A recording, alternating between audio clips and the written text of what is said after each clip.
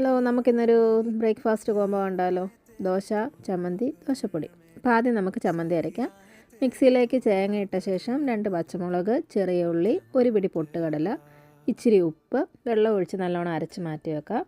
അതിലേക്ക് നമ്മൾ കടുകും കറിവേപ്പിലയും മുളക് ഇട്ട് കടുക് താളിച്ച് ഇളക്കിയെടുക്കാം. നല്ല അടിപൊളി ചമ്മന്തി റെഡി. നല്ല കുറുകിയ ചമ്മന്തിയാണ്. പിന്നെ നമുക്ക് ദോശപ്പൊടി ഉണ്ടാക്കാം അല്ലേ. 2 മുളക് ഇട്ട് നല്ലോണം വറുത്തെടുക്കുക. പിന്നെ ഞാനിടുന്നത് ഉഴുന്നാണ്. ഉഴുന്നിട്ട് നല്ലോണം അതിൻ്റെ മണം മാറുന്നോളം വരെ വറുത്തെടുത്ത് മാറ്റുക. പിന്നെ ഇടുന്നത് സാമ്പാർ പരിപ്പ്. അതും നല്ലോണം ഒന്ന് റോസ്റ്റ് ചെയ്തെടുക്കുക. അത് നല്ല മണമൊക്കെ മാറി ഒരു ബ്രൗൺ കളറാകുമ്പോൾ മാറ്റിയിട്ട് പിന്നെ ഒരു തണ്ട് കറിവേപ്പില, അത് പൊടിയുന്ന പാകത്തിന് നമുക്ക് വറുത്തെടുക്കണം.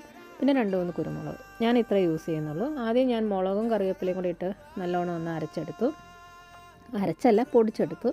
അതിലേക്ക് ബാക്കി നമ്മൾ റോസ്റ്റ് ചെയ്ത് വെച്ചിരിക്കുന്ന പരിപ്പും കുരുമുളകും ഉഴുന്നും എല്ലാം കൂടെ ഇട്ട് ഇച്ചിരി കായപ്പൊടി ഇട്ട് ആവശ്യത്തിന് ഉപ്പും കൂടെ ഇട്ട് മിക്സിയിലിട്ടൊന്ന് പൊടിച്ചെടുത്താൽ നമ്മുടെ ദോശപ്പൊടി റെഡി.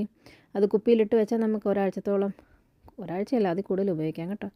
പിന്നെ നമുക്ക് ദോശയുടെ കൂടെ ആവശ്യത്തിന് പൊടിയെടുത്ത് ഒരു കുഴി ഉണ്ടാക്കി അതിലേക്ക് നല്ല വെളിച്ചെണ്ണ ഒഴിച്ച് കുഴച്ചെടുത്ത അടിപൊളി ദോശപ്പൊടി റെഡി. അപ്പം നമുക്ക് ഇന്നത്തെ ബ്രേക്ക്ഫാസ്റ്റായി. നിങ്ങൾ ദോശപ്പൊടി ഇങ്ങനെയാണ് ഉണ്ടാക്കുന്നതെന്നൊന്ന് പറയണേ. അപ്പോൾ ശരി, ബൈ.